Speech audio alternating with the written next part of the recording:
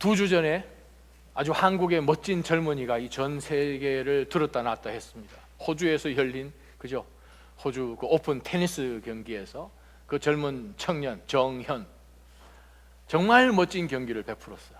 어떻게 그럴 수가 있을까?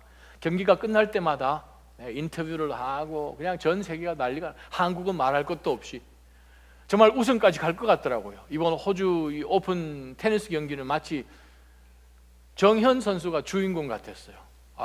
정말 아주 그냥 가슴이 뿌듯했습니다. 결승까지 가지 않았는데 근데 주인공 같았다는 거예요.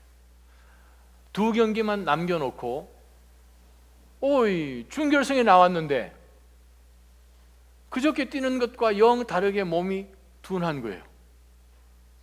날래팜이 없어졌어요. 끝까지 공을 달려가서 불가능한 각도에서 다시 그것을 드라이브를 걸고 하는 그것이 안 보였어요. 이상하다고.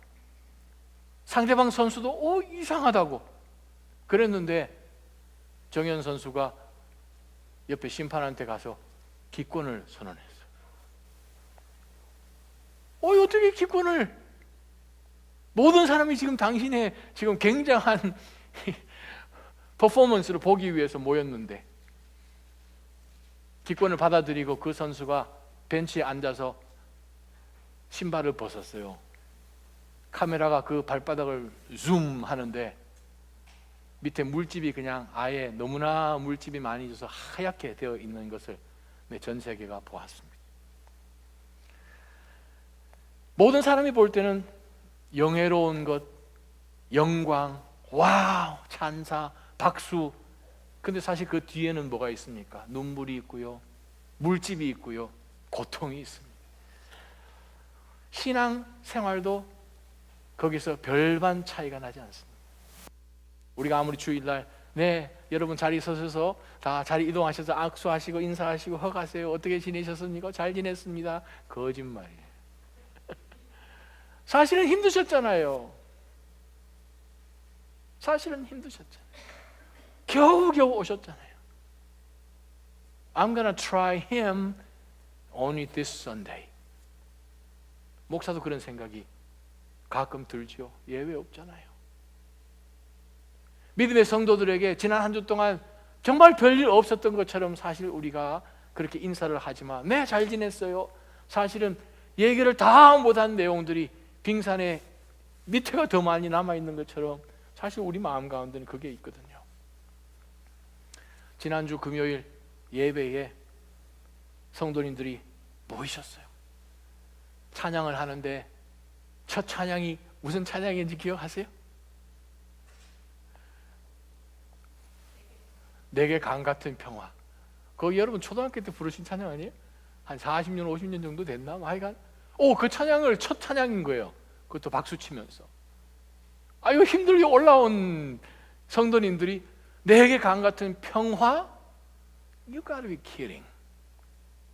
내게 강 같은 평화? 사실 우리 마음 가운데 평화가 없잖아요. 열심히 싸우다가 정말 힘들게 금요일 저녁에 지친 몸을 이끌고 왔는데 내게 강 같은 평화를 손뼉 치면서 찬양을 합니다. 반복을 합니다. 그런 가운데서 성도님들 가운데 느껴지는 것을 제가 뒤에서 함께 찬양하면서 본 것이 힘들다고, 어떻게 이 가사가 진짜 맞냐고 하는 가운데서 계속 손뼉을 치는데 어느 순간부터 눈앞에 보여졌던 그것들은 점점 희미해지고 놓쳤던 하늘의 것들이 점점 더 분명하게 뚜렷해지고 진짜 이 기쁨은 세상이 줄 수 있는 기쁨이 아니지, 하나님이 주시는 기쁨이었지. 그것이 회복되면서 눈가가 뜨뜻해집니다. 목소리가 떨리기 시작하고 점점 더 성도님들의 음성이 커집니다. 그렇게 저희들이 찬양을 했어요. 내게 강 같은 평화, 내게 샘 솟는 기쁨, 내게 바다 같은 사랑. 로마서 한번 펴보시겠습니까? 로마서 5장 1절부터 5절까지 말씀을 한번 잠깐 보시기를 원합니다. 그날 우리가 찬양하면서 처음 하나님 앞에 섰을 때에 저희의 영이 열리면서 불렀던 찬양이 바로 로마서 5장에서 찾아볼 수 있습니다. 1절 보세요. 그러므로 우리는 믿음으로 의롭다는 인정을 받았습니다. 그래서 우리 주 예수 그리스도로 인해 하나님과 더불어 평화를 누리고 있습니다. Got peace like a river. 내게 강 같은 평화예요. 예수 그리스도를 인하여서 우리가 정죄함을 받지 않고 온 세상의 주관자 되시고 심판주이신 하나님 아버지와 우리가 화평하게 된 거예요. 그래서 우리가 무엇을 누립니까? 평화를 누리는 거예요. 2절 보세요. 거기서 끝이는 것이 아니죠. 또한 우리는 그분으로 인해 우리가 서 있는 은혜에 들어감을 얻었기 때문에 하나님의 영광을 바라보며 어떻게 한다?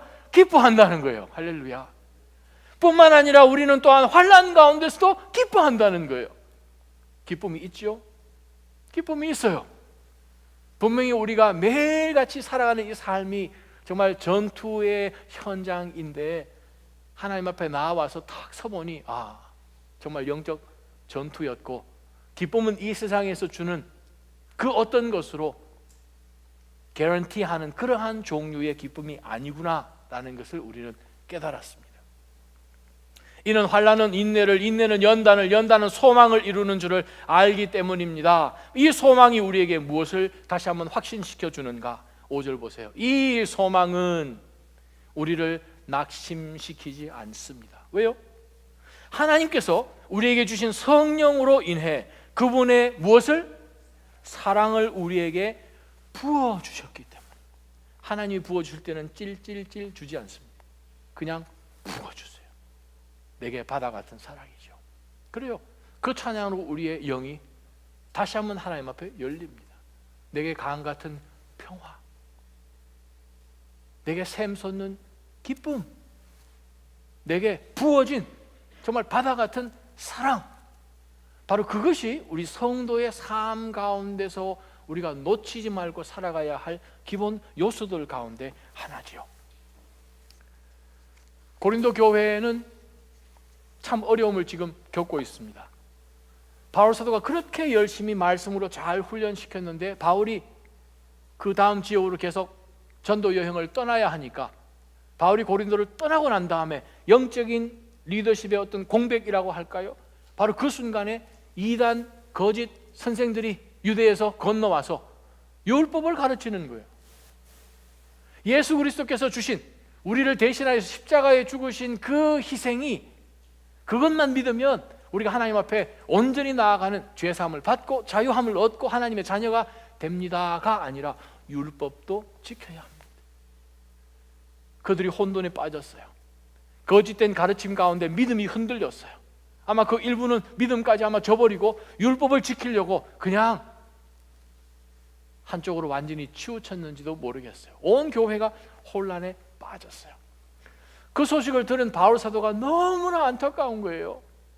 왜 당신네들은 멋있게 생긴 모자를 덮어쓰고 7줄이 있는 찌찌 옷을 입고 나와서 이방 사람들도 함께 섞여 있는 고린도 교회에 와서 우리는 유대인인데 예전부터 하나님 우리 조상을 통해서 주신 율법이 있는데 여러분들 우리를 함께 따라 하시기 바랍니다. 찬양할 때는 손을 이렇게 하십시오. 기도할 때는 어떻게 기도해야 됩니다 하는 모습 가운데서 율법을 막 가르치니까 그들이 혼돈 가운데서 그렇게 해야 되는가 보다 하고 육체의 포커스를 두기 시작했어요. 겉모습만 보니까 바울 사도가 설교하는 것보다 설교를 훨씬 이 사람들이 잘해요. 권위가 있는 것 같아요. 아주 이 언변이 얼마나 뛰어난지 겉으로 보니 바울 사도가 비교도 하지 못할 그런 굉장함을 가지고 있는 이 거짓 선생들 앞에서 고린도 교회가 혼란에 빠졌어요. 그래서 오늘 본문을 통해서 바울 사도가 고린도 성도들에게 다시 한번 리마인딩 시켜주는 것이 무엇인가 하면, 성도로서 우리가 이 세상을 살아갈 때에 우리가 거짓 선생들이 육신을 자랑하고 자신들이 지금까지 쌓아놓은 크레덴셜들을 자랑하고 하는 그 육에 포커스되어 있는 자랑이 아니라 그리스도인들의 자랑은 바로 이것이 우리의 자랑입니다 라고 바울 사도가 우리에게 말씀을 확실하게 전해주시는 것이 오늘 본문의 말씀입니다. 자, 성도로서 우리는 무엇을 자랑해야 되는지 하나님의 말씀을 우리가 한번 하나하나 한번 살펴봤으면 좋겠습니다. 16절부터 봅니다. 내가 다시 말합니다. 아무도 나를 어리석은 사람으로 생각하지 마십시오. 왜 어리석은 사람으로 생각을 할지도 모르겠다 생각하는가 하면 지금 바울이 지금 자랑을 하잖아요. 11장 1절부터 저 사람들이 자기네들은 super apostles, 아주 그냥 위대한 사도라고, 12제자들도 아닌데 그렇게 이야기하면서 이 고린도 교회, 아직까지 완전히 성숙되지 못한 교회를 지금 흔들고 있는 것을 보면서 바울 사도가 오케이, 저들이 여러분을 그렇게 현혹을 하니까 여러분들이 이해하기 쉽도록, 그래요, 제가 그러면 여러분 수준으로 제가 잠깐 내려와서 여러분 눈높이에 맞춰서 제가 좀 자랑도 좀 해야 되겠네요 하는 가운데서 바울 사도가 지금 말씀을 11장부터 전해준 거예요. 그래서 16절에 가서 바울 사도가 나를 어리석은 사람으로 생각하지 마십시오. 그러나 만일 여러분이 어리석은 사람으로 생각하지 않고 겉을 저희는 생각을 하면서 무엇을 자랑할 수 있는지 바울 사도 보여주시오 하는 그런 생각을 만약에 계속 가진다면, 나를 어리석은 사람으로 받아들여서 그러면 Permit me to boast myself, 그 말하는 거예요. 나도 자랑 좀 한번 해볼게요. 17절, 지금 내가 이 말하는 것은 주의 지시하심을 따라 말하는 것이 아니라 어리석은 사람같이 확신 가운데 자랑하는 것뿐입니다. 바울이 지금 우리에게 16절, 17절 말씀을 주시면서 우리가 생각해야 되는 것이 있습니다. 세상적인 자랑은 자랑할 것이 못 돼요. 어리석은 것이에요. 우리 육신 가운데서 우리가 자랑하는 그 모든 것들은 잠깐 있다 없어지는 것이고, 거기서 거기 자랑인 거죠. 그래서 바울이 이야기합니다. 어리석은 자랑이라고. 세상에 자랑하는 것은 유익한 것이 전혀 없습니다. 우리가 정말 자랑해야 되는 것은 무엇입니까? 바울 사도가 우리가 17절의 가운데서 내가 지금 여러분에게 오케이 여러분, 제가 어리석지만 받아주세요, 저도 자랑 좀 하겠습니다. 근데요, 이거는 주님이 말씀하신 것이 아니에요. 주님께서 우리 가운데 자랑하라고 주실 그러한 것이 아니에요. 정말 우리 성도로서 이 세상 가운데 살면서 자랑해야 될 것이 무엇입니까? 17절 보게 되면 주님이라는 거예요. 다른 말로 표현하면 우리 주 예수 그리스도께서 우리를 대신하여서 십자가에 죽으신 바로 그것이죠. 예수 그리스도의 십자가예요. 십자가를 자랑하는 것이 진짜이죠. 영원한 것, 역사하심이 있는 것. 지난 2000년 전에 십자가에 예수님께서 돌아가셨지만 그 영향력이, 그 임팩이 지금까지도 내려오면서 사람을 변화시키는 거죠. 정말 말할 것도 없는 그 불안당을 하나님께서는 예수 그리스도를 만남을 통하여서 사형수가 예수 그리스도 믿고 난 다음에 삶이 변화하는 것, 그러한 것들을 우리 전 세계에서 보잖아요. 저기 미국의 남쪽에 가게 되면 앙골라라는 프리즌이 있어요. 거기에 있는 감옥수들은 미국에서 가장 맥시멈 시큐리티 중에서도 맥시멈 시큐리티예요. 거기에 있는 수감자들의 평균 수감 감옥에 살아야 되는 것이 100년이 넘잖아요. 와우. 평균 수감해야 되는 연수가 100년이 넘어요. 사람을 하도 많이 죽여서. 그러한 가운데서 하나님의 메시지가 작은 소그룹의 그리스도인들을 통하여서 그 감옥 안으로 들어갑니다. 뉴욕에 있는 태버너클 처치에서 짐 심발라 목사님이 뉴욕 태버너클 처치에 있는 콰이어들과 함께 또 방문을 합니다. 그 감옥이 선 이래로 그렇게 해본 적이 없었어요. 복음이 전해졌어요. 그 안에서 전도자들이 생깁니다. 자기는 살아서는 이 감옥을 못 나가는데 이미 영은 하나님 나라까지 올라간 거예요. 그 복음을 전하면서 그 정말 이 미국에서는 가장 못된 아주 험악한 그러한 사람들이 그리스도인들로 변하여서 그 간수들이 변하고 그 주변 사람들이 변하는 것을 우리는 지금도 듣고 있습니다. 우리가 정말 자랑해야 되는 것은 무엇인가? 세상의 것이 아니라 예수 그리스도를 자랑하는 것이죠. 그러면 우리가 예수 그리스도 어떻게 자랑해야 됩니까? 우리가 18절부터 보겠습니다. 많은 사람이 육신을 따라 자랑하니 나 또한 자랑해 보겠습니다.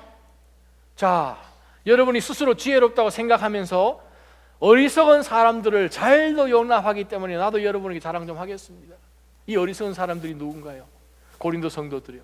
이 고린도 성도들이 그렇게 잘 용납한 사람들이 누굽니까? 이 그리스도 성도들을 혼란 가운데 빠뜨렸던, 거짓말로 아주 교묘하게 이들로 하여금 진리에서 떠나도록 했던 거짓 선생들의 그 가르침, 바로 그것을 고린도 교회가 받아들이는 가운데서 저들이 포커스를 어디에 두는가? 육신에 두고 육체에 두고 이 세상 가운데 눈에 보이는 것, 자랑할 만한 그것에 포커스를 계속 두는 거예요. 그래서 바울이 이야기합니다. 왜 그런 것을 잘도 용납하면서 받아들입니까? 자, 여러분, 그 사람들로 통해서 여러분이 어떤 유익이 있는지 한번 봅시다 라고 바울이 이야기하면서 20절 보세요. 여러분은 누가 여러분을 종으로 삼거나, 누가 여러분을 삼켜버리거나, 누가 여러분을 이용하거나, 누가 여러분을 붕붕 칭찬해서 띄우거나, 누가 여러분의 뺨을 칠지라도 그거 참 잘도 용납하네요. 육신의 포커스를 두는 거죠. 여러분이 기분이 좋도록 아주 감은 이슬같이 거짓의 말로 우리를 칭찬하고 붕붕 띄우지만 사실은 우리를 이용하고 결국 우리를 삼켜버리는 바로 그러한 거짓 사탄의 사도들로, 사탄의 일꾼들로 와서 교회를 하나님의 진리 가운데서 벗어나도록 하고 있는 것은 왜 모르십니까? 바울이 지금 이야기하는 것은 무엇인가? 우리가 어떻게 하면 세상에 어리석은 자랑을 하지 않고 예수 그리스도의 그 은혜와 그리스도의 십자가를, 주님을 자랑할 수 있는가? 자기 자신 자랑하는 것을 포기하면 됩니다. 사실상 우리는 자랑하는 이유가 무엇입니까? 내 자신을 높이는 거죠. 우리가 왜 다른 사람에게 좋은 말을 합니까? 어떻게 하면 이 사람으로 하여금 끌어당겨서, 어떻게 하면 이 사람을 잘 이용해서, 어떻게 하면 이 사람을 통하여서 결국은 무엇입니까? 내 자신을 세우려고 하는 것에 포커스를 두잖아요. 정치를 하지요. 비즈니스를 할 때도 마찬가지죠. 정말 그러한 말이 나오지 않을 것 같지만 그 사람 앞에서는, 그 뒤에서는 그렇게 욕을 하지만 앞에서는 하는 이유가 무엇입니까? 정치인들만 그러한 일을 합니까? 성도들 삶 가운데 동일하죠. 교회 안에 그 문제가 있잖아요. 그래서 바울이 이렇게 이야기합니다. 21절에 우리의 약한 모습이요. 자, 우리가 21절은 번역을 참 잘해야 됩니다. 잘못 번역하면 바울 쓰다가 욕했네 그러면 안 돼요. 우리말 성경이 번역을 잘못한 거예요. 우리의 약한 모습 그대로 내가 욕을 하듯이 말합니다. 이게 아니고요. 다시 한번 정확하게 헬라어로 번역해 봅니다. 우리의 약한 모습 그대로임을 내가 참 부끄럽지만 우리가 약하다는 것을 한 번 더 강조하겠습니다. 그게 정확한 헬라 원어 번역입니다. 욕하다는 단어 아니에요. 욕하다는 것은 참 우리에게 욕이 된다 그 뜻이지 나쁜 말로 욕하다는 뜻이 아닙니다. 그래서 우리가 개역 개정을 보게 되면 욕되게라는 표현을 하죠. ashamed이라는 표현이에요. 부끄러워요 이 말하기가. 우리가 약하다는 그것을 인정하는 그거, 그래요 참 우리가 연약하죠. 부끄럽지만 그 뜻입니다. 그러면서 바울이 이야기합니다. 그러나 누가 감히 무엇을 자랑한다면 나도 감히 어리석음을 무릅쓰고 자랑 좀 하겠습니다. 어떻게 보면 약간 sarcastic하게 지금 이야기하는 거예요. 비꼬면서 어리석음을 무릅쓰고 여러분 한 거죠. 그 어리석은 짓이죠. 그러면 저도 어리석게 좀 한번 해볼까요? 라고 이야기를 합니다. 사랑하는 믿음의 성도 여러분, 우리가 자랑할 것은 육신에게 전혀 없습니다. 우리가 한 의에도 없습니다. 이사야의 말씀하는 것처럼 인간의, 우리 사람들의 의라는 것은 그냥 넝마 모아놓은 것밖에 아니라 filthy rags, 냄새나는 의복이라는 거예요. 몇 주, 몇 달 동안 빨지 않고 그냥 한 속에 처박아 놓아서 곰팡이까지 그냥 끼워서 그냥 너무너무 지저분한 그것이 우리 인간이 하나님 앞에 드러내려고 하는 righteousness, filthy rags. 우리가 자랑할 것이 무엇입니까? 육신이 아니죠. 내 자신을 자랑하는 것이 아니라 바로 우리 주 예수 그리스도를 자랑하는 것이고 십자가를 자랑하는 것이고, 내 자랑하는 그것을 포기하는 것, 내 육신을 자랑하는 그것을 포기할 때에 우리는 예수 그리스도를 높이게 됩니다. 예수님 오시기 전에 세례 요한이 와서 예수님이 오실 것을 유대 광야를 다니면서 이스라엘 백성들에게 선포했잖아요. 요한복음 3장에 보면 등장하지 않습니다. 예수 그리스도를 높이는 거예요. 그분이 높아주시고 나는 어떻게 돼요? 나는 낮아져야 돼요. 그분이 increase, 저는 decrease. 그분이 ascend, 나는 descend. 우리가 우리 자신을 높이면 주님은 내려가십니다. 우리를 구속해 주신, 온전히 유일하게 살아계신 그분을 높이는 삶 가운데 살면, 그분을 자랑하는 삶 가운데 살고 십자가를 자랑하게 되면 우리는 살아납니다. 아멘. 세상을 붙들고 우리 자랑하면 우리 죽는 거예요. 세상 변하는 것처럼, 다 사라지는 것처럼 우리도 동일하게 사라져 버리게 되는 거죠. 잠언 26장 5절에 보면 어리석은 사람에게 그 어리석음에 맞춰 대답해 보아라. 그러면 혹시 그들이 스스로 지혜로워질까 모르겠다라는 말씀이 있어요. 그러면서 바울 사도가 아마 이 잠언 말씀을 기억했는지, 이 사람들이 너무 어리석게, 고린도 온 교회가 너무 어리석게 육신을 자랑하니까 어리석게, 바울이 이야기합니다. 그들을 수준으로 한번 낮춰서 한번 이야기를 하면 진짜 아닌 건데요? 당신 하는 말이 맞네요? 라고 깨달아지면 혹시 그들이 지혜로워질까? 그래서 바울이 그들의 눈높이에 맞춰서 지금 내려가 있는 거죠. 분명한 것은 무엇입니까? 우리 자신을 드러내고 우리 자신을 자랑하는 가운데서 그리스도의 은혜는 없다는 거예요. 아멘. 갈라디아서 말씀을 제가 여러분을 읽어드립니다. 갈라디아서 5장 4절. 육신을 자랑하는 자는 그리스도에게서 끊어지고 은혜에서 떨어진 자로다. 이거 무서워요. 육신을 우리가 자랑하면 그리스도에게서 끊어지고 은혜에서 떨어져 나간, 우리가 정말 내 자신을 자랑할 수 없고 나의 의를 하나님 앞에 드러낼 수 없고 사람들 앞에서 내가 무엇을 했고 내가 무엇을 모았고 무엇을 소유하고 한 그 모든 것은 의미가 없다는 거예요. 갈라디아서 6장 말씀 읽어드립니다. 갈라디아서 6장 14절. 그리스도의 십자가 외에는 결코 자랑할 것이 없나니. 아멘. 예수 그리스도의 십자가만 영원합니다. 아멘. 그 십자가 때문에 우리가 영원의 간극을 넘어서 2000년 전에 죽으신 그 십자가 때문에 2000년 후에 저와 여러분이 예수님을 믿는 가운데 그 역사하심이 지금까지 미쳐서 우리가 영원까지 가는 거잖아요. 뭐 자랑하실래요? 길게 살 수 있는 100년, 우리가 사는 정말 온 우주의 영원한 그 삶 가운데서 티끌 하나도 채되지 못할 이것을 자랑할 수가 없죠. 예배 시작하기 전에 저 뒤에서 몇몇 성도님들과 함께 나눠봤는데 몇몇 성도님들이 이렇게 얘기하신다. 아유, 몸이 하루가 달라요. 하루가 달라요. 날씨 지금 비 오고 약간, 그죠? 전문 용어로 하면 약간 뭐라 그러지, 이런 날씨를? 찌부둥하다, 뭐라고 표현하지? 하여간 뭐 그런 날씨잖아요. 약간 글루미하고, 그죠? 몸이 어떻게 해요? 몸이 그냥 힘든 거죠. 예전에는 그렇게 팔팔했는데 요즘은 몸에 좋은 음식 가려 먹는 그 뜻은 무엇입니까? 약해졌다 이 말이죠. 예전엔 돌도 씹었을 텐데 약해진. 우리가 정말 자랑해야 되는 것은 정말 우리가 어떤 곳에도 의지할 이유가 없고 의지할 때도 없는 우리 연약함을 십자가에서 단번에 하나님의 자녀로 삼아주시고 하나님의 나라를 상속할 상속인들로 자녀로 양자 맞아주신 바로 그 하나님의 역사, 그 십자가 외에, 그 그리스도 외에 정말 우리는 자랑할 게 전혀 없는 거예요. 고린도 교회로 바울 사도가 권면합니다. 사람을 자랑하지 말고 내 자신을 자랑하지 말고 십자가를 자랑하라. 두 번째 말씀 보겠습니다. 그리스도인이 십자가 외에 또 무엇을 자랑해야 될까? 22절 보겠습니다. 그들이 히브리 사람입니까? 거짓 선생들이 히브리 사람, 유대에서 왔으니까 히브리 사람들이니까 나도 역시 그렇습니다. 그들이 이스라엘 사람입니까? 나 역시 그렇습니다. 그들이 아브라함의 자손입니까? 나 역시 그렇습니다. 그들이 그리스도인의 일꾼입니까? 내가 정신 나간 사람처럼 말하지만 나도 그 이상입니다. 그 말이 무슨 말이에요? 지금 네 가지 질문을 바울 사도가 스스로 던지면서 스스로 대답을 하죠. 사실 우리 사람들의 자랑은 거기서 거기예요. 그죠? 거기서 거기예요. 굉장한 것 같지만 거기서 거기예요. 중요한 것은 하나님께서 우리를 보실 때 인정하실 수 있는가 없는가, 그것이 중요한 것이지 우리 사람 가운데서 서로 자랑하는 그것은 거기서 거기라는 거예요. 영원한 눈을 보자는 거죠. 영원한 관점을 가지자는 거죠. 우리가 정말 겉모습에만 포커스를 두게 되면 중요한 것을 놓칩니다.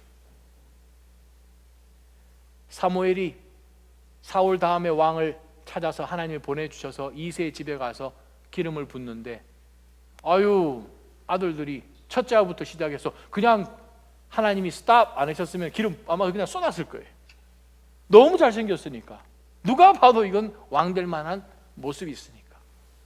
그때 하나님이 사무엘에게 말씀하셨죠. 사람은 외모를 취하지만 여호와는 무엇을 보신다? 중심을 보신다. 우리 삶 가운데서 겉모습의 인간의 자랑은 거기서 그만한 거예요. 중요한 것은 무엇입니까? 하나님을 향한 정말 끊임없이 열정을 가지고 불타오르듯이 나아가는 그 헌신과 결단이 하나님의 인정을 받는 사람으로 하나님께서 받으시는 거죠. 바로 그것을 바울 사도를 통해서 우리가 보지 않습니까? 23절 한번 보세요. 육체의 자랑은 고만고만하지요. 동일하게 정말 하나님 앞에 자랑해야 될 것이 23절부터 나오는데, 그들이 그리스도의 일꾼입니까? 내가 정신 나간 사람처럼 말합니다만 나는 그 이상입니다. 그러면서 바울 사도가 자기 자신이 고난당한 이야기를 합니다. 바울이 왜 이 고난당한 것을 자랑할까? 거짓 선생들은 자신들이 히브리 사람이고 유대인이고 아브라함의 자손이고 율법을 가졌고 자신들이 일꾼인 것처럼 자랑을 하지만 그들 삶 가운데 없는 것이 있어요. 진짜가 없는 거죠. 열정을 가지고 그 복음을 위하여서 애쓰며 섬겼던 헌신이 없는 거죠. 자기를 높였으니까, 그리스도를 높이기 위하여 자신을 낮춘 것이 아니었기 때문에 삶 가운데 그러한 고난의 흔적은 없었다는 거죠. 간증거리가 없었다는 거죠.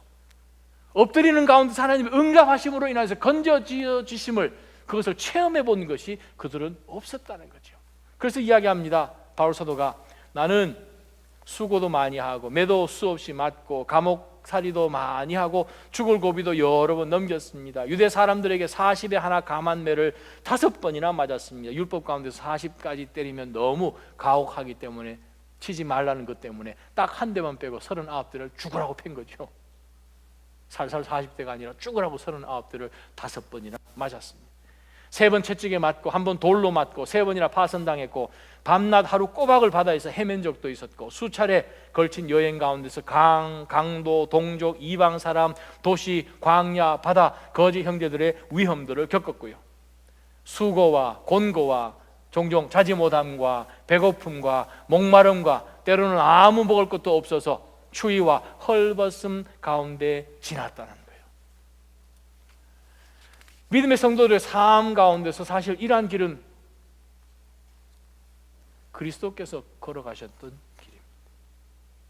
예수님의 제자들이 걸어갔던 길입니다. 히브리서를 보게 되면 이 세상이 감당할 수 없는, 세상이 감당치 못할 믿음의 선조들이 걸어갔던 길입니다. 그 길을 바울 사도가 개척하면서 걸어간 거죠. 우리가 정말 자랑해야 되는 것은 무엇인가? 내가 그리스도를 위하여, 그리스도를 향한 그 사랑 때문에 내가 어쩔 줄 몰라서 주님 때문에 내가 고난당한 바로 그것을 바울 사도가 자랑했다는 거예요. 여러분, 이 세상 살아가시는 가운데서 정말 우리가 자랑해야 될 것은 주님을 위해서 살았고 주님을 위해서 고난당했고 때로는 주님을 위해서 부끄럼도 당하고 그것을 자랑하는 거예요. 주님 섬김 때문에 여러분 삶 가운데 손해를 보고 주님을 사랑하고 예배하고 경건하게 살기 위해서 디모데후서 3장에 나온 말씀처럼 경건하게 살려는 모든 사람은 반드시 핍박을 받으리라 말씀하신 그 말씀 기억하고 경건하게 사는 가운데서 삶 가운데 정말 말할 수 없는 로스가 있는 것까지 자랑할 때 우리는 하나님 앞에 가면 그것 다 하나님이 대갚아 주십니다. 아멘. 요한계시록 7장 17절 말씀이잖아요. 다 갚아 주십니다. 이 땅 가운데 손해 많이 보시기를 주님의 이름으로 축원합니다. 여기서 투자를 해야 우리가 영원한 하나님 나라 가운데서 하나님 앞에서 우리가 칭찬받고 그거 다 받을 것입니다. 고난 당하세요. 그리스도 때문에 손해 보세요. 사도행전 보게 되면 베드로를 비롯하여서 예수님의 그 제자들이 대제사장들에게 붙잡혀가지고 얻어 터지는 장면이 나옵니다. 예수님의 제자들, 성령 충만하여서 굉장한 기적의 역사들을 베푸는 가운데서 하나님이 강권적으로 사용하셨던 그리스도의 사도들입니다. 거침없이, 두려움 없이 성전 앞에서 복음을 증거하는 가운데서 대제사장들이 화가 났어요. 불러와라. 불러와가지고 아주 위협을 가하고 감옥에 쳐넣었어요. 내일 아침에 보자. 지금 밤이 너무 늦었으니까. 그날 밤에 성령 하나님께서 사도들에게 나타났어요. 너희들은 끝까지 주의 복음을 이 도시 가운데 전하라. 그 메시지를 그들이 들었어요. 메시지 듣고 난 다음에 감옥의 문이 쑥 열려버렸어요. 그 한밤중에 사도들이 하나님께서 문을 열어주시니까 어떡해요? 또 그럴 때는 하나님이 문을 왜 열어주십니까? 그리고 안에서 막 기도하면서 안 나가는 게 아니고, 문을 열어주셨으니 어떡합니까? 자동문인데 나가야죠. 나갔더니 아침 해가 밝았어요. 또 어떻게 해야 됩니까? 계속 말씀을 전해주죠. 아침이 돼서 대제사장들이 다시 모였어요. 사내들이 다시 모여서 감옥 어제 쳐넣었던 그놈들 데리고 와. 간수가 가서 보니까 문이 열려있고 제자들이 증발해버린 거예요. 어떻게 되냐? 성전 경찰이 와가지고, 아니 지금 성전에서 지금 풀어주신 거 아니에요? 성전에서 지금 복음 전하고 있어요. 예수 전하고 있어요. 무엇이 잡아왔죠.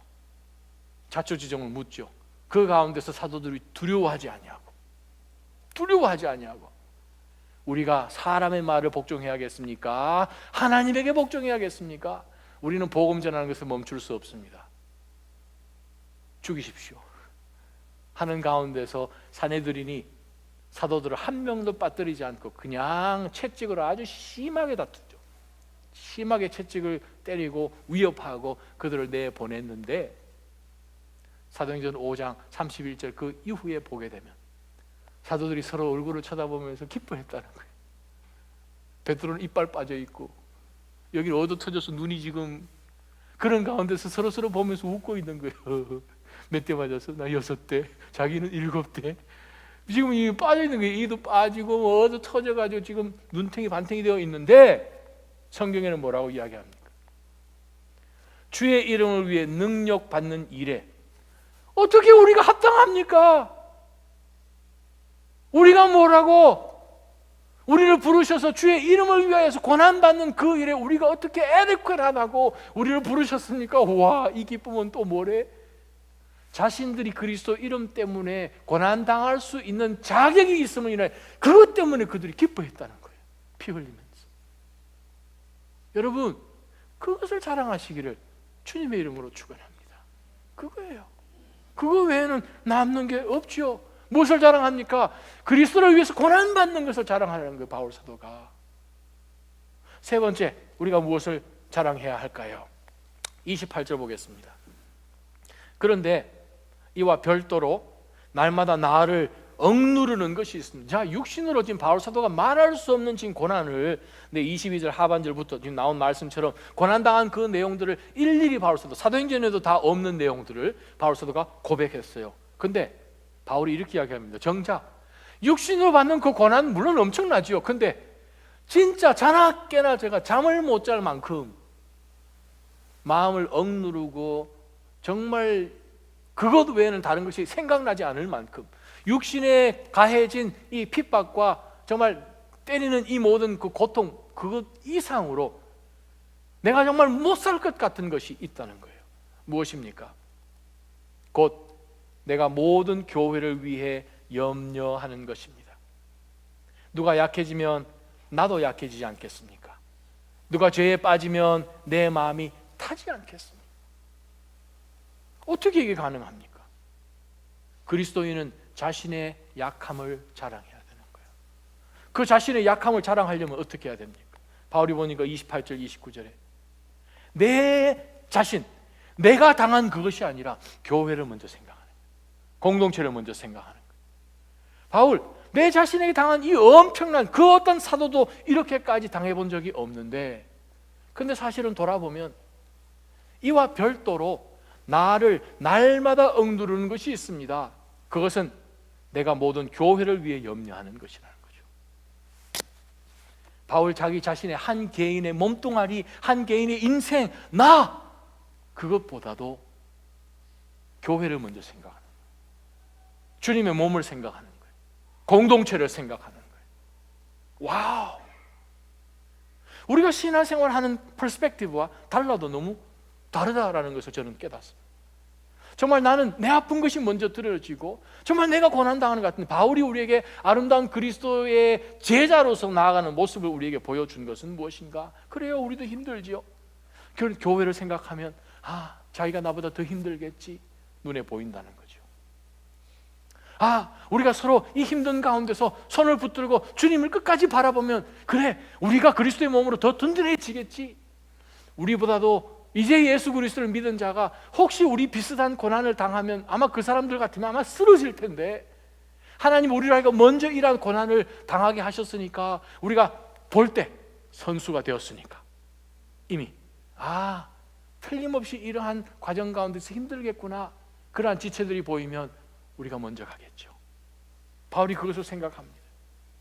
내가 약해지면 다른 공동체가 얼마나 더 약해지겠습니까? 또 누가 죄에 빠지면 바울 사도가 얼마나 마음이 타겠습니까? 하는 생각 가운데서 나는 안 빠졌으면 됐지 뭐, 내가 죄 가운데 안 떨어졌으면 됐지 뭐가 아니라, 바울이 우리에게 보여주는 것은 나 자신의 아픔, 나 자신의 자랑하는 것고 내려가는 것고 내가 당하는 그것보다도 공동체를 먼저 생각을 하면 사실상 전체적으로는 하나님의 영이 교회 가운데 역사하여 주셔서 서로를 돌아보는 가운데서 우리는 믿음 가운데 서게 되죠.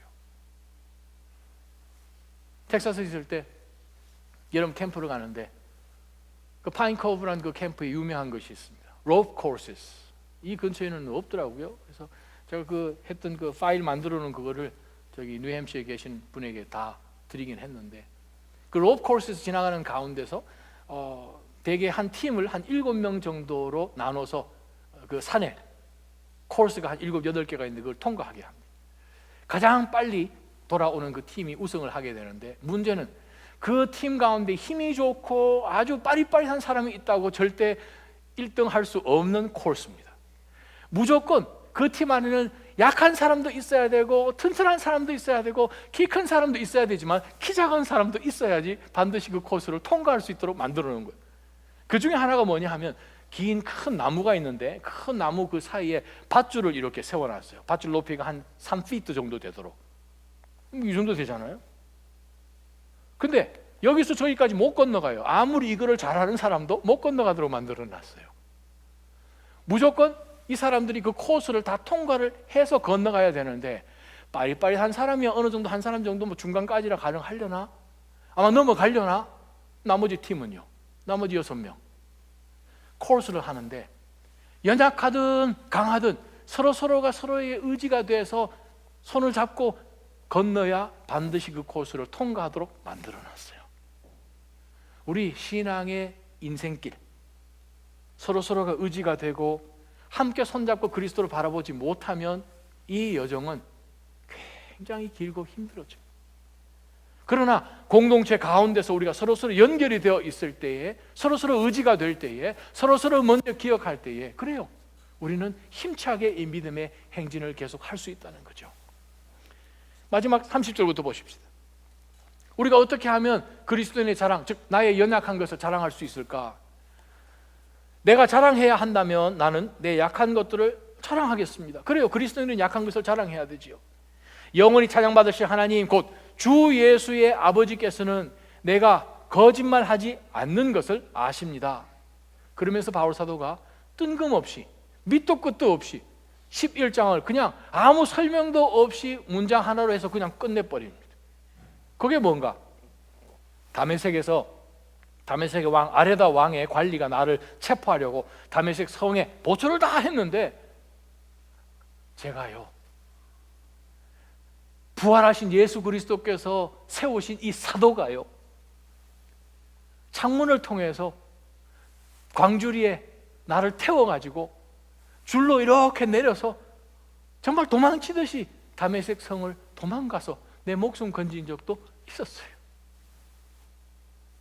참 고백하고 싶지 않은, 어떻게 보면 수치스러울 수 있을 것 같고, 아유 사도가 그냥 대담하게 나아가서 아내다 왕이 내 여기 있습니다 하지 않고 어떻게 창문으로 그냥 내려가서 조금만 그러면서 성벽을 내려가는 그 이야기를 했다고 생각하십니까? 연약함이에요. 그 연약함까지도 하나님 앞에 내려놓는 거예요. 내 연약함을 자랑하면 그 연약함 가운데 누가 등장하겠습니까? 예수님이 등장할 수밖에 없죠. 내 삶 가운데 예수 그리스도께서 높임을 받으실 수밖에 없죠. 내 약함을 인정하면 하나님의 능력으로 우리 가운데 개입해 들어오시잖아요.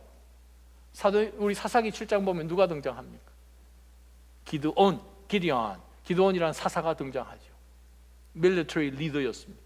근데 그 당시에는 주변에 있는 이 미디안과 또 아말렉과 또 동편에 있는 이방 민족들이 이스라엘을 얼마나 강압했는지, 식량이란 식량은 탈곡만 하면 다 뺏겼어요. 추수만 하면 다 뺏겼어요.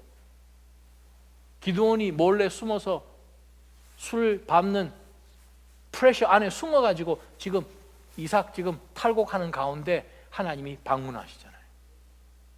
내가 너를 좀 쓰고 싶다. 그래서 하나님이 이 기드온을 통하여서 군대를 모집하게 하죠. 군인을 모집하는데 몇 명을 모집했나요? 자, 성경 일독하신 분은 대답하실 수 있겠죠. 몇 명? 300명이요. 그전에는 2만 명 정도부터 시작하잖아요. 하나님 다 필요 없다. 줄여라 300명 남았어요. 하나님이 기도원을 통해서 300명을 통해서 역사하신 가운데 어떤 일이 벌어졌습니까? 300명이 들어갔는데 미디안의 수만 명의 군사, 아말렉의 수만 명의 군사, 동방에 있는 수만 명의 군사, 성경은 분명하게 기록합니다. 메뚜기 떼처럼 사람들이 많았다. 그 다음 낙타가 바다에 모래같이 많았다. 그렇게 표현합니다. 사사기 7장에. 그 당시에 낙타는 요즘으로 이야기하면 탱크입니다. 탱크. 사람들이 메뚜기 떼처럼 많았고 탱크가 바다에 모래처럼 많았는데 300명이 뭘 할 수 있습니까? Gotta be kidding. 연약함 가운데서 하나님 앞에 내 삶을 드리면, 나를 자랑하지 않고 아무리 연약한 가운데서 얼마든지 하나님이 함께 하시면 능력으로 응답하시는 하나님을 드러낼 때 하나님은 기드온을 통하여서 이적을 베풀어 주셨습니다. 여러분, 우리 삶 가운데 자랑은 오직 예수 그리스도밖에 없습니다. 그리스도를 위하여서 우리가 고난받은 것, 그거 외에는 자랑할 게 없다는 거예요. 나의 연약함을 자랑할 때 하나님의 강함이 우리 삶 가운데 특별하게 드러난다는 거죠. 얼마 전에 어느 교회 성도가 목사님에게, 목사님 제 친구가 미국을 방문을 하는데 간증을 좀 하고 싶다고 그래요. 그래도 이 목사님이 생전 알지도 못하는 분이 와서 간증을 하겠다니까 어떻게 간증을 해야 되나, 그것도 주일 강단에 선다고 요청을 하니, 그러면 간증문을 좀 보내주시게 하면 안 되겠습니까? 간증문을 보냈어요. 간증문을 읽어보니까 그리스도를 높이고 그리스도를 위하여서 고난받은 것을 고백하고, 나는 한없이 부족한 사람입니다, 그것에 포커스를 두는 간증이 아니라 자기 자랑인 거예요. 그럼 못 세우죠. 지난 세기에 인도에 가서 55년을 고아를 돌보면서 정말 아름답게 사역한 선교사님이 한 분 계십니다. 그 선교사님의 사역 가운데서 정말 얼마나 많은 교회와 전 세계 그리스도인들에게 큰 도전을 주었는지, 에이미 카마이클, 그분의 시를 제가 여러분에게 읽어드립니다. 당신에게 흉터가 없다고요? 발에도 옆구리에도 손에도 흉터가 없다고요? 이 땅에서 떵떵거리던 목소리도 들었고 사람들이 당신에게 환호하는 소리도 들었는데 흉터가 없다고요? 당신에게 상처가 없다고요? 주님은 창에 찔려 찢겼고 나무에 달려 죽도록 그냥 내버려졌는데, 득달하는 맹수처럼 나를 에워싸서 쓰러지셨는데 당신에게 상처가 없다고요? 상처도 흉터도 없어요? 종이라면 주인님을 닮아야 하지 않을까요? 나를 따르라며 앞서 걸으시던 그 발도 못에 찔렸는데 당신은 멀쩡하네요. 이 멀리까지 따라왔는데 상처도 흉터도 하나 없다고요? 기도하십시다. 하나님, 주의 거룩한 보좌 앞에서 주님, 저희가 우리 자신을 다시 한번 들여다보면서 영의 눈으로 저희를 한번 스캔해 봅니다. 하나님, 우리는 무엇을 자랑하고 살았습니까? 무엇을 드러내며 살았습니까? 그런데 바울 사도도 자신의 연약함, 육신적인 자랑을 자랑하면서 부끄러워서 정말 어리석은 것이고 주님께서도 동의하지 않을 이러한 것, 정말 육신적인 자랑 해봐야 거기에서 거긴데, 그러나 오늘 본문을 통하여서 주님, 저희가 정말 자랑해야 되는 것은 우리의 연약함이요, 우리의 죄됨이요, 십자가 때문에 우리가 그리스도 앞에 나와서 하나님 앞에 아바 아버지라고 부를 수 있음이요, 정말 주님을 위하여서, 복음을 위하여서 흉터가 생기고 상처가 나고 발에도 옆구리에도 손에도 발바닥에도 그러한 상처가 있어야 하는데, 하나님, 찬양하는 목소리 가운데서 주여 저희는 힘있게 찬송하고 사랑하는 삶 가운데서도 기쁨의 웃음이 있었는데, 근데 만약에 주님, 우리 주님을 위한 흉터도 없고 상처도 없다면, 우리가 그렇게 사모하고 사랑하는 우리 주님도 상처투성이로 돌아가셨는데, 우리가 만약 멀쩡한 가운데서 주님 앞에 선다면 주여 저희가 무엇을 주님께 보여드리까? 하나님, 저희로 하여금 십자가의 흔적을 제발 소유하게 하여 주옵소서. 바울이 고백하지 않았습니까? 더 이상 나를 괴롭게 하지 말라. 나는 내 몸에 십자가의 흔적을 가졌노라.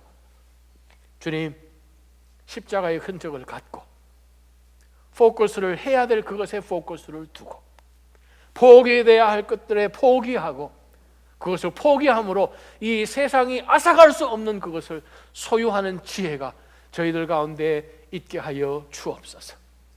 하나님, 나 자신도 돌아보지만 사랑하는 믿음의 지체들도 함께 돌아보아 그리스도께서 이 공동체를 위하여 십자가 지시고 부활하시고 승천하시고 다시 오실 신랑이신 것을 기억하며 이번 한 주의 삶 가운데서도 경건하게 거룩한 신부로서 우리의 모든 생각이나 모든 행동 가운데서 다른 사랑을 쫓아가지 않게 하여 주옵소서.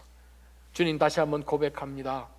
저희의 모든 육신과 육신의 정욕, 안목의 정욕, 이생의 자랑 가운데서 약에 취해서 혼미하게 살듯이 살다가 주님 앞에 부끄럽게 서지 않게 하여 주옵시고, 주님을 열정적으로 미치듯이 죽을 것 같이 사랑하고 사모하고 그리워하면서 주님 앞에 설 수 있도록 주님, 저희를 제발 도와주십시오. 지금까지 하나님, 이 세상의 그 어떤 것에 시큐리티를 두고 평안하다 평안하다 저희 자신이 속지 않게 하여 주시고, 십자가의 능력 외에는 저희가 도무지 관심조차도 가지지 않도록 영원한 퍼스펙티브를 가지고 다시 한번 일어설 수 있도록 주님, 저희의 모든 컴포트 존들을 이 시간에 흔들어 주시옵소서. 기도가 살아나며 예배가 살아나며 고백과 헌신 가운데서 분명한 결단으로 나아갈 수 있도록 저희의 믿음이 다시 한번 액티브해질 수 있도록 이 시간 성령 하나님, 저희를 흔들어 깨워 주시옵소서. 그렇게 해주실 살아계신 예수님의 이름으로 간절히 기도하옵나이다. 아멘. 다 함께 일어나